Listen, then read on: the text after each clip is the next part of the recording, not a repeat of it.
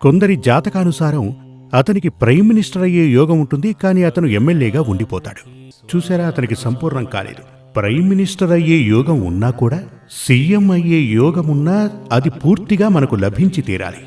నాకు అర్హత కలిగినది నాకెందుకు లభించదు? దీనికి కారణం గత జన్మలో చేసినటువంటి పాపాలు శాపాలై పరిణమించాయని అర్థం, అడ్డంకులున్నాయని అర్థం. ఉదాహరణకు కత్రి సమయాన్ని తీసుకోండి. సూర్యుడు భయంకరమైన వేడి నిప్పులను చిమ్ముతూ ఉంటాడు. ఆ వేడి తప్పకుండా మనల్ని తాకాలి. కానీ ఒక మేఘం ఆ సూర్యుణ్ణి కమ్ముకుంటే ఏమవుతుంది? సూర్యుని వేడి మనల్ని తాకదు, కానీ పగటిపూట సూర్యుడు ఉండి తీరాలి. దారిలో వెళ్లటానికి మనకు టార్చ్ అక్కర్లేదు, వెలుగెలాగూ ఉంటుంది. కానీ అది కాదు.